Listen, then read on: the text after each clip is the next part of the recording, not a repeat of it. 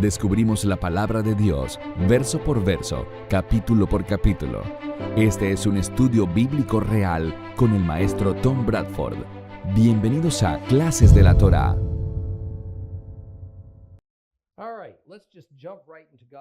Muy bien, vayamos directo a leer la palabra de Dios. Abran sus Biblias en Génesis capítulo 22, que está en la página 21. Comencemos con Génesis capítulo 22. Y de nuevo, si tienen la Biblia completa judía, está en la página 21. Génesis 22. Después de estas cosas, Dios probó a Abraham y le dijo: «Abraham». Y él respondió: «Heme aquí». Y le dijo: «Toma ahora a tu hijo, tu único hijo, a quien amas, a Isaac, y ve a la tierra de Moriah, y ofrécelo allí en holocausto sobre el monte que yo te señalaré». Abraham se levantó muy temprano, aparejó su asno, y tomó consigo a 2 de sus mozos y a Isaac su hijo. Cortó leña para el holocausto, se levantó y fue al lugar que Dios le había dicho. Al tercer día, Abraham alzó los ojos y vio el lugar de lejos. Y Abraham dijo a sus mozos: «Quedaos aquí con el asno. El muchacho y yo iremos hasta allá, adoraremos y volveremos a vosotros». Y Abraham tomó la leña del holocausto y la puso sobre Isaac su hijo. Y él tomó en su mano el fuego y el cuchillo, y ambos se fueron juntos. Entonces Isaac habló a Abraham su padre y dijo: «Padre mío». Y él respondió: «Heme aquí, hijo mío». Y él dijo: «Veo el fuego y la leña, pero ¿dónde está el cordero para el holocausto?». Abraham respondió: «Dios mismo proveerá el cordero para el holocausto, hijo mío». Y ambos se fueron juntos. Y cuando llegaron al lugar que Dios le había dicho, Abraham edificó allí un altar, y apiló la leña, y ató a Isaac su hijo, y lo puso en el altar sobre la leña. Entonces Abraham extendió su mano, y tomó el cuchillo para matar a su hijo. Pero el ángel de Adonai lo llamó desde el cielo y dijo: «Abraham, Abraham». Y él respondió: «Heme aquí». Y le dijo: «No pongas tu mano sobre el muchacho, ni le hagas nada, porque ahora sé que eres un hombre que teme a Dios, por cuanto no me rehusaste tu hijo, tu único hijo». Y Abraham levantó sus ojos y miró, y he aquí un carnero detrás de él, trabado en los arbustos por los cuernos. Y Abraham fue y tomó el carnero, y lo ofreció en holocausto en lugar de su hijo. Y Abraham llamó el nombre de aquel lugar Adonai Jireh: Adonai verá que se haga, Adonai proveerá. Por lo cual se dice hasta hoy: en el monte de Adonai se proveerá. Y llamó el ángel de Adonai a Abraham por segunda vez desde el cielo, y dijo: «He jurado por mí mismo, declara Adonai, que por cuanto has hecho esto, y no me has rehusado tu hijo, tu único hijo, de cierto te bendeciré, y aumentaré tu descendencia como las estrellas en el cielo, y como la arena que está a la orilla del mar. Y tu descendencia poseerá las ciudades de sus enemigos, y por tus descendientes serán benditas todas las naciones de la tierra, porque tú has obedecido mis órdenes». Entonces Abraham volvió a sus mozos, y se levantaron y se fueron juntos a Beerseba. Y Abraham habitó en Beerseba. Y aconteció después de esto, que fue dado aviso a Abraham, diciendo: «He aquí que también Milca ha dado hijos a Nachor tu hermano, Uz su primogénito, Buz su hermano, y Kemuel padre de Aram, Kesed, Asó, Pildas, Jidlaf y Betuel. Y Betuel fue padre de Rebeca. Estos 8 dio a luz Milca a Nachor, hermano de Abraham. Y su concubina, que se llamaba Reuma, dio también a luz a Teba, Gaham, Tahash y Maaca. Después de estas cosas, es la forma hebrea de decir eventualmente o con el tiempo. Describe un periodo de tiempo indefinido que ha pasado. Usualmente es una cantidad de tiempo sustancial. En algunos pasajes de la Biblia, el tiempo es tan largo y las circunstancias y condiciones han evolucionado lo suficiente como para decir que una era ha terminado y otra está comenzando.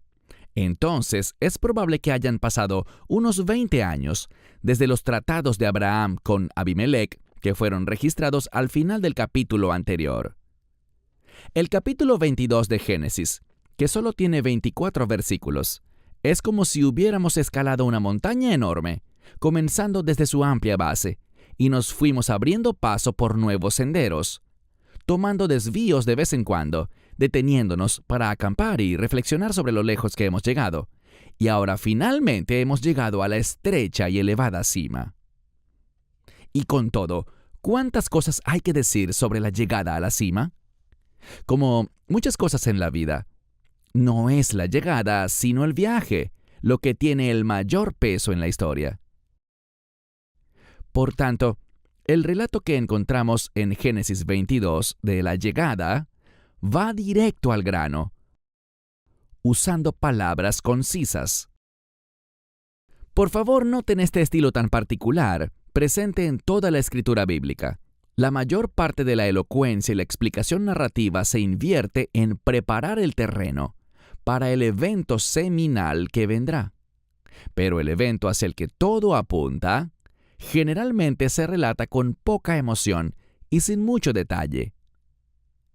Esto es muy atípico en la escritura y prosa humana de esa era, y de cualquier era en realidad, al tratarse de eventos de gran magnitud que han dado forma a la civilización humana.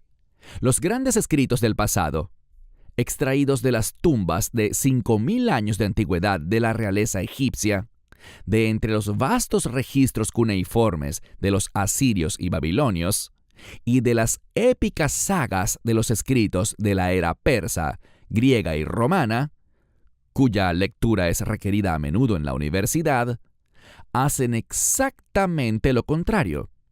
Esas historias le dan mucho más importancia a engrandecer y reverenciar a los reyes y líderes militares, haciendo un relato elaborado y exagerado del día de una gran victoria o la culminación de una gran visión. Sin embargo, bíblicamente, fíjense en lo extensa que fue la narración previa para llegar al diluvio, por ejemplo, para explicarnos por qué la humanidad se había vuelto en contra de Dios. Pero vean las escasas palabras que quedaron registradas sobre el diluvio en sí. No hay una larga diatriba sobre personas que gritan por sus vidas, o sobre la tierra inundada y los cadáveres hinchados, o las víctimas ahogadas. Ni se habla de Noé y su familia festejando su supervivencia mientras los demás morían. Tampoco oímos a Jehová Dios celebrando la muerte de los malvados. Y aquí, en la historia de Abraham, hemos pasado capítulo tras capítulo que nos explican la vida y el propósito de Abraham y las pruebas que ha atravesado. Se nos han revelado sus debilidades junto a sus fortalezas, y se ha dado igual énfasis a lo malo que a lo bueno. Vemos sus derrotas espirituales junto a sus victorias. Y luego, en Génesis 22, solo tenemos un par de párrafos discretos que casi introvertidamente nos hablan de su mayor logro. Este evento de Génesis capítulo 22 es el punto más alto de la vida de Abraham. Es, en cierto modo, el propósito final, y todo lo anterior era solo la preparación. Este también fue un día que, aunque tiene una gran importancia en sí mismo, en realidad no era más que una sombra de las cosas por venir, una tipología, un patrón. Este evento es tan importante para el judaísmo que a esta historia se le ha dado un título, la Ajedá. Y la Ajedá significa atar o atado. Y, por supuesto, se refiere a cuando Isaac fue atado, Yitzhak, al ser puesto en el altar como ofrenda para el holocausto. Cabe destacar que este capítulo está totalmente entrelazado con el anterior. En el capítulo 21 vimos que se le instruyó a Abraham que renunciara y enviara lejos al hijo que amaba, y en el que había puesto toda su esperanza, Ismael. Para Abraham, él era su hijo primogénito, el heredero de la promesa, y de repente iba a tener que enviarlo a un futuro incierto. Luego, cuando Ismael estaba en el desierto y cerca de la muerte, Jehová, o su ángel, llamó desde el cielo y rescató al joven. Un pozo de agua apareció milagrosamente e Ismael se salvó. En este capítulo, Abraham ahora es llamado a renunciar a su otro hijo, Isaac, el hijo que Dios considera el primogénito. Y a estas alturas también Abraham, el hijo que Jehová Dios específicamente dice que es el hijo prometido, debe ser separado y apartado de Abraham, por la propia mano de Abraham. Y momentos antes de la muerte de Isaac, Jehová, o su ángel, llamó desde el cielo y rescató al joven. Aparece milagrosamente un carnero con los cuernos atrapados en un matorral cercano, e Isaac se salva. Ahora bien, se nos dice en el verso 1 que Dios estaba poniendo a prueba a Abraham.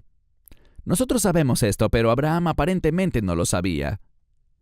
Y esto es importante, porque la razón para decirnos en la oración inicial que esto es una prueba es para que al leer esta historia no nos preocupemos ni nos preguntemos si de alguna manera Jehová aprobaría el sacrificio humano. En otras palabras, nosotros sabemos desde el principio que Isaac va a sobrevivir. Al parecer, los antiguos sabios y eruditos habían deducido que las instrucciones de Dios a Abraham de ofrecer a Isaac como holocausto llegaron por la noche durante un sueño o una visión. Y se nos dice que temprano en la mañana siguiente, después de recibir este mandato devastador durante la noche, Abraham se levantó y se dispuso a obedecer. La palabra hebrea usada aquí para holocausto es olá. Cuando lleguemos al Levítico, oiremos mucho esa palabra. Había 5 tipos principales de ofrendas quemadas, y el olá es solo uno de ellos, aunque es el más importante de todos. Por ahora sepan que cada uno de estos 5 tipos de ofrenda sacrificial eran ofrendas quemadas, por lo que el título olá no solo significa cualquier tipo de ofrenda que se quema en el fuego. Más bien, olá es un tipo específico de ofrenda quemada con un significado específico. Y hay 2 elementos que diferencian cada uno de los 5 tipos de sacrificios entre sí. Primero, ¿en qué consistía la ofrenda sacrificial que iba a ser quemada? Y segundo, el propósito divino y la función de esa ofrenda sacrificial en particular y el ritual asociado. No dejemos pasar esta oportunidad para hablar del lugar donde se le indicó a Abraham que llevara a Isaac para este sacrificio ceremonial. Se le dijo que fuera a la tierra de Moriah, a la cima de una colina que Dios mismo señalaría.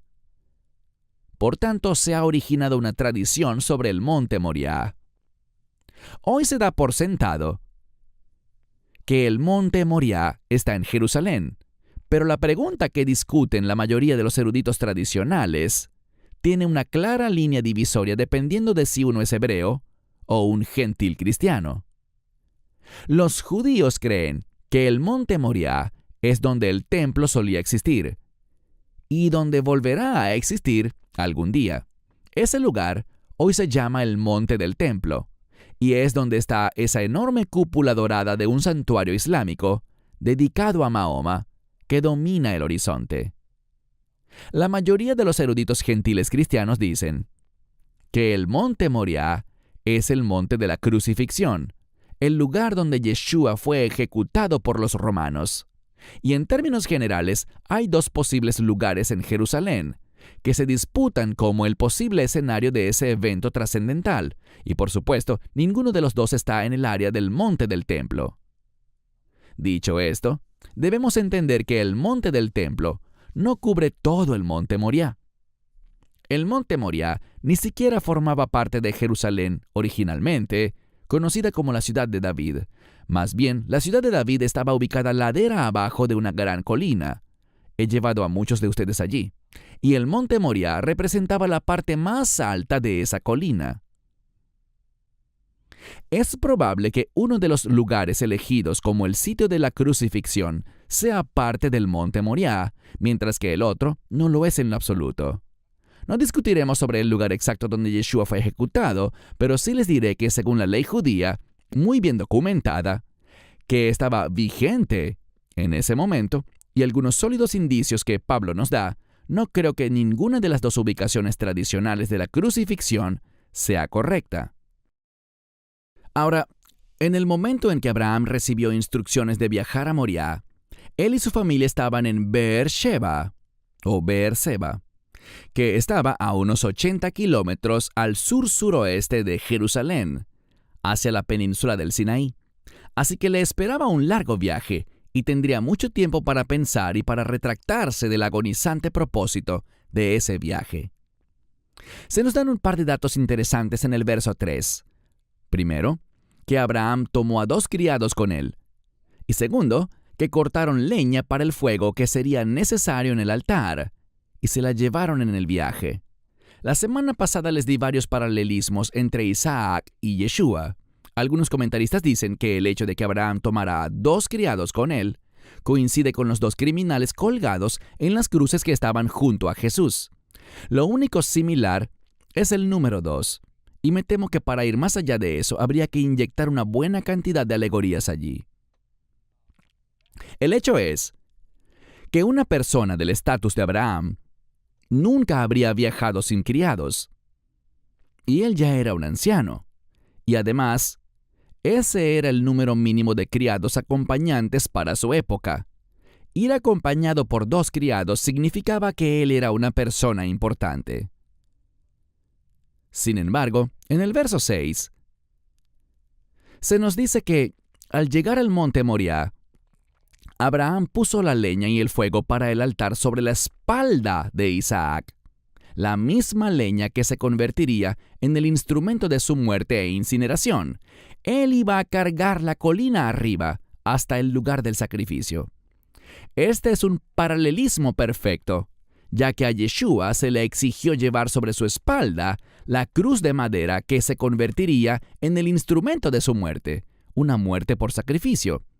Esta acción de Abraham de traer la madera con él desde Beerseba también es bastante interesante, porque no hay ninguna razón aparente para que ellos tuvieran que transportar madera pesada con ellos a lo largo de 80 kilómetros. De hecho, ellos comenzaron su viaje desde un lugar donde la madera era escasa e iban a un lugar donde era relativamente abundante. No había escasez de arbustos frondosos ni de pequeños árboles en las montañas que rodeaban Jerusalén, y aquellos de ustedes que han estado allí lo han podido ver. Se nos dice que fue un viaje de 3 días, lo que es razonable para esa distancia de 80 kilómetros que habrían viajado. Y cuando llegaron, Abraham les dijo a los criados que no podían ir con él e Isaac al altar, y que ellos regresarían en breve. Abraham les estaba diciendo, quizás una mentira piadosa. Él estaba tratando de no asustar a Isaac o a los criados con lo que estaba por suceder, que era un sacrificio humano. Creo que esto prefigura a Cristo, cuando les dijo a sus siervos, a los discípulos, que Él se iba y que a donde Él iba nadie podía seguirlo todavía, pero que Él iba a regresar a ellos en lo que llamamos la segunda venida. Tampoco quiero que nos perdamos el asombroso simbolismo del Padre y el Hijo yendo juntos al altar de sacrificio. Obviamente ambos eran necesarios. El Padre no podría realizar un sacrificio sin una ofrenda sacrificial, su Hijo. Y el Hijo no podía ser sacrificado sin el ímpetu de su Padre. Hace unas semanas observamos la esencia y la naturaleza de Dios, que es de lo que se trata la doctrina de la Trinidad. Y vimos que no podemos desarmar a Dios tan fácilmente en 3 piezas o personas reconocibles. No podemos desarmarlo y volverlo a armar a nuestra voluntad. También vimos que muchas de las profecías mesiánicas del Antiguo Testamento, las que Jesús vino a cumplir, dicen claramente que Yud-Hei Vav-Hei, Yehove, será traspasado, y Yud-Hei Vav-Hei, Yehove, regresará al Monte de los Olivos. Bueno, con la doctrina que divide a Dios en tres piezas, Yehove es una pieza o persona y Yeshua es otra. Entonces, ¿es Yehove o es Jesús el que va a descender sobre el Monte de los Olivos en el futuro cercano? Yo digo que la unidad de la deidad es tan completa que no podemos separarla en tres partes. Pero lo que sí podemos es hablar de los muchos atributos de Dios. Y uno de esos atributos es la salvación. Y este atributo debía tener lugar dentro del contexto de un atributo aún más grande de Dios, que llamamos el Hijo. Lo que quiero decir es que debido a que Dios es uno, el atributo del Padre y del Hijo actúan juntos en plena unidad en todo momento. Yehove estuvo colgado en esa cruz tanto como Yeshua.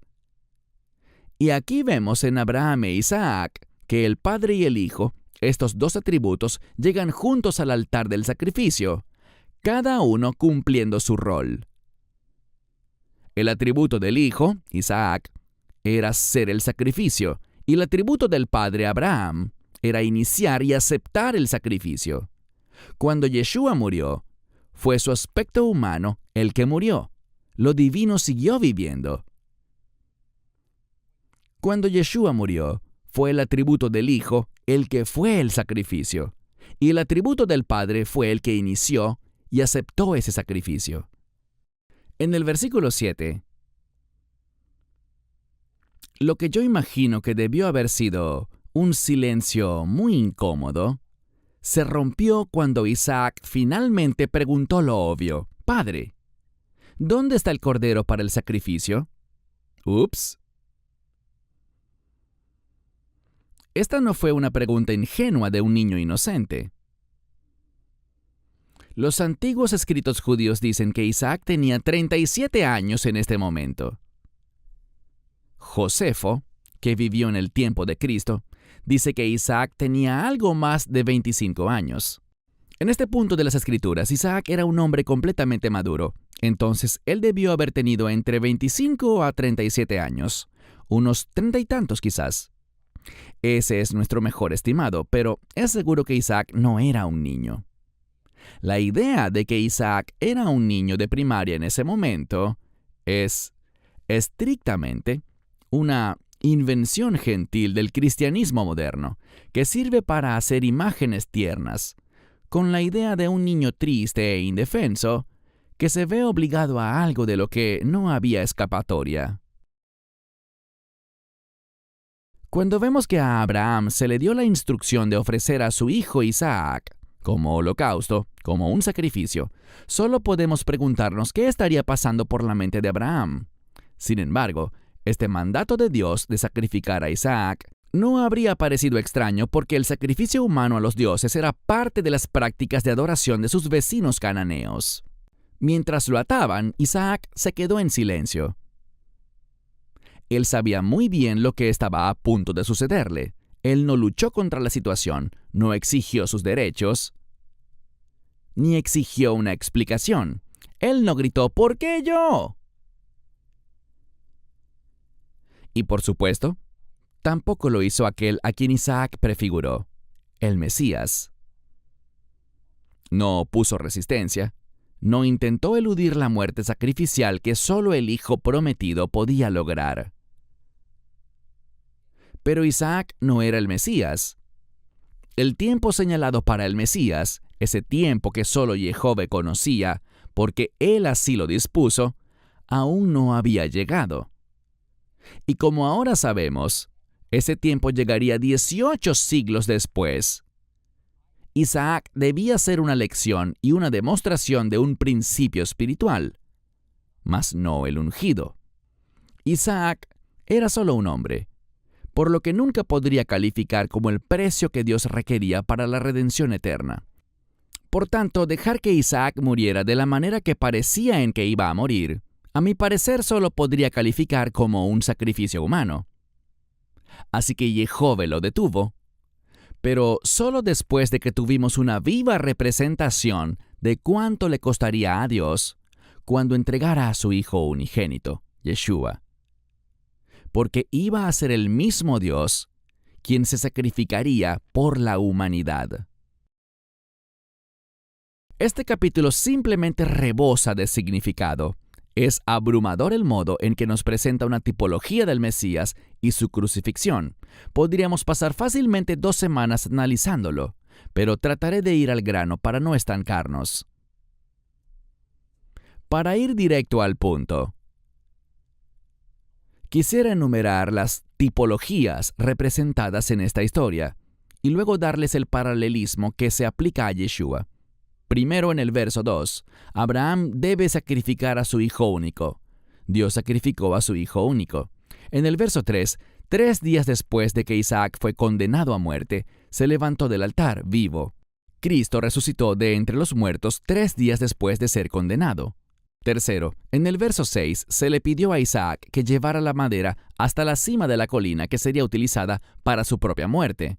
Cristo tuvo que llevar su propia cruz de madera, el instrumento de su propia muerte, hasta la cima de la colina donde sería crucificado y moriría. Cuarto, en el verso 8, Isaac quería saber dónde estaba el cordero para el sacrificio, y Abraham le dijo que Dios lo proveería. Ciertamente Dios proveyó el cordero para el sacrificio, su propio hijo, para ser sacrificado por toda la humanidad.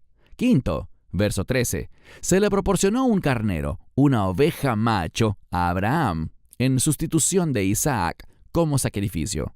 Cristo, un cordero macho, fue sacrificado en sustitución de nosotros, a quienes nos correspondía ocupar ese lugar en el juicio realizado en el Calvario.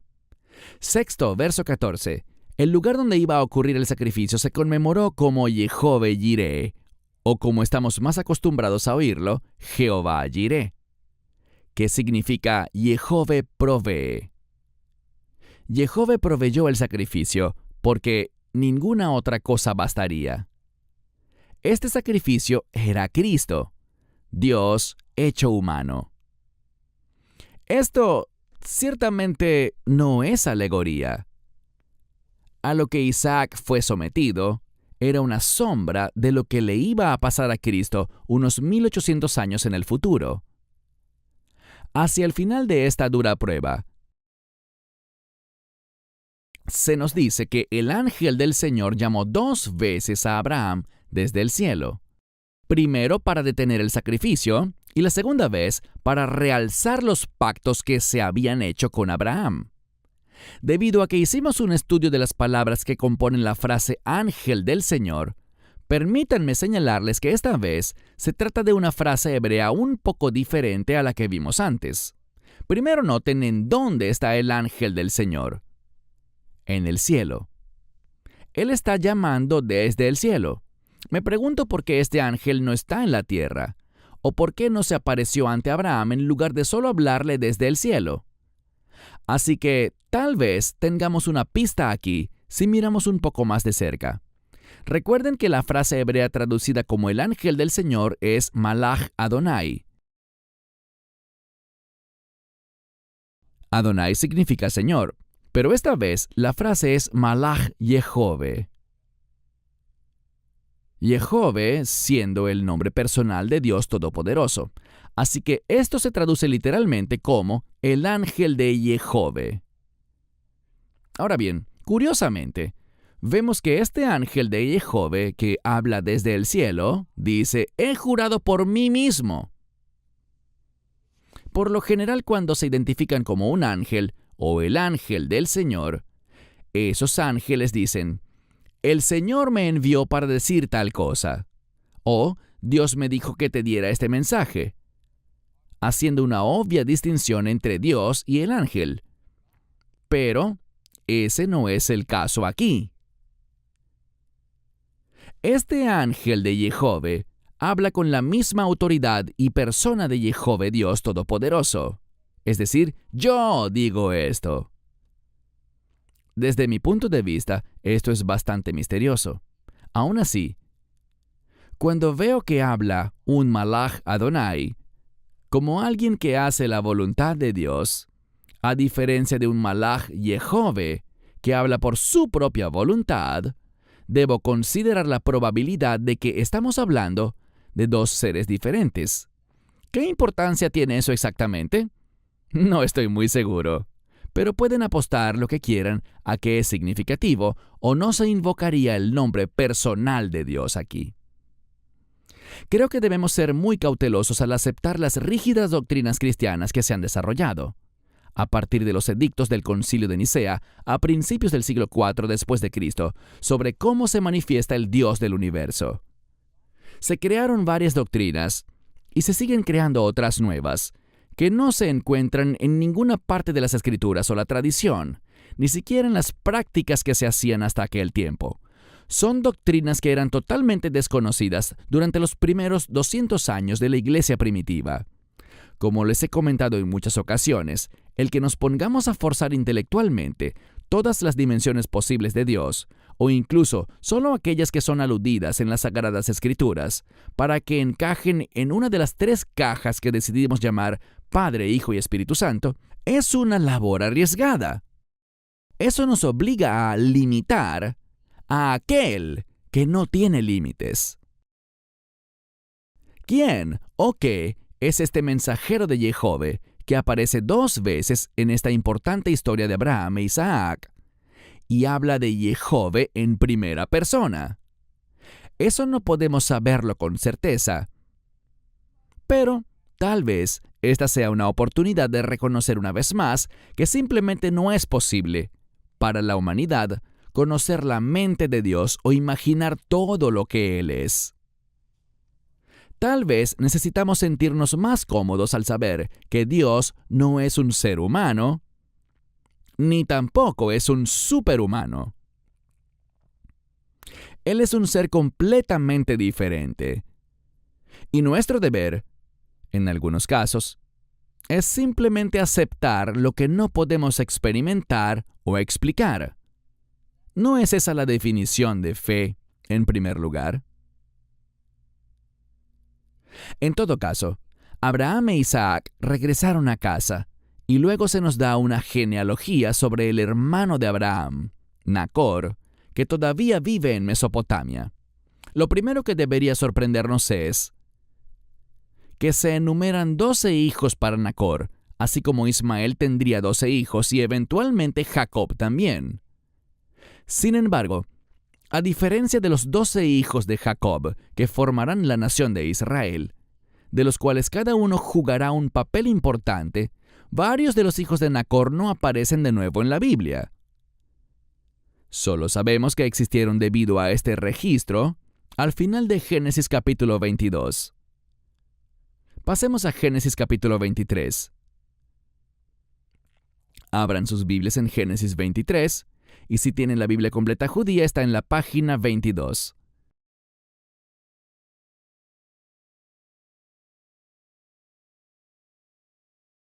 Génesis capítulo 23, verso 1. Sara vivió 127 años. Estos fueron los años de la vida de Sara. Sara murió en Kiriat Arba, también conocido como Hebrón, en la tierra de Canaán. Y Abraham vino a lamentar a Sara y a llorar por ella. Entonces se levantó de delante de su difunta y habló a los hijos de Het: Yo soy extranjero y vivo como peregrino entre vosotros. Dadme en propiedad una sepultura entre vosotros, para que pueda sepultar a mi difunta esposa. Y los hijos de Het respondieron a Abraham: Óyenos, Señor nuestro, eres un príncipe de Dios entre nosotros, así que escoge cualquiera de nuestros sepulcros para sepultar a tu difunta. Ninguno de nosotros te rehusará su sepulcro para que sepultes a tu difunta. Abraham se levantó y se inclinó ante el pueblo de aquella tierra, ante los hijos de Het, y habló con ellos, diciendo: Si es vuestra voluntad que yo sepulte a mi difunta, oídme, interceded por mí ante Efrón, hijo de Zohar, para que me dé la cueva de Macpela, la cual él posee y está al extremo de su campo, que me la venda en presencia de vosotros por su justo valor, y entonces tendré un lugar de sepultura de mi propiedad. Efrón el Eteo, estaba sentado entre los hijos de Het y respondió a Abraham, en presencia de los hijos de Het que pertenecían al consejo gobernante de la ciudad: «No, señor mío, óyeme, te doy el campo con su cueva, en presencia de mi pueblo te lo doy». Entonces Abraham se inclinó delante del pueblo de aquella tierra y habló a Efrón a oídos de ellos, diciendo: «Te ruego que me oigas, pagaré el precio del campo, acéptalo de mi parte, y sepultaré a mi difunta allí». Pero Efrón respondió a Abraham: «Señor mío, óyeme, la tierra vale 400 siclos de plata. ¿Qué es eso entre tú y yo? Sepulta, pues, a tu difunta». Y Abraham se convino con Efrón, y pesó a Efrón la cantidad de dinero que éste había mencionado, en presencia de los hijos de Het, 400 siclos de plata, del peso aceptado entre los comerciantes. Así, el campo de Efrón en Macpela, el cual está frente a Mamre, el campo y la cueva que está en él, y todos los árboles en él, y alrededor, fueron cedidos a Abraham como su posesión, en presencia de los hijos de Het, los cuales pertenecían al consejo gobernante de la ciudad. Después de esto, Abraham sepultó a Sara su mujer en la cueva del campo de Macpela, frente a Mamre, también conocido como Hebrón, en la tierra de Canaán, y el campo y su cueva fueron comprados por Abraham a los hijos de Het, como sitio de sepultura que perteneciera a él. Bueno, así como Génesis 22 fue el punto más alto de la vida y el propósito divino de Abraham, en el capítulo 23 se resuelven algunos asuntos pendientes y se hace la transición de Abraham a Isaac. El primer asunto pendiente es la culminación de la vida de la primera matriarca hebrea, Sara, quien tenía 127 años cuando murió. Según la tradición hebrea, el trauma que ella sufrió por lo que le pasó a su único hijo Isaac en el monte Moriah socavó la salud de esta mujer ya anciana. Y creo que no es muy difícil para las madres que oigan esto identificarse con la experiencia de Sara. Imagínense que no pudieran tener hijos y Dios finalmente les da uno en la vejez. Y de repente su esposo les dice que Dios ha pedido la vida de su hijo. Todo lo que Sara podía hacer era sentarse a lamentar su pérdida, a medida que pasaban los días y esperaba que su esposo regresara sin su hijo. La tradición hebrea dice que Abraham tenía 138 años cuando murió su amada esposa Sara. Desde un punto de vista académico, la muerte de Sara es importante porque proporciona algunos detalles de la primera muerte y entierro de un hebreo.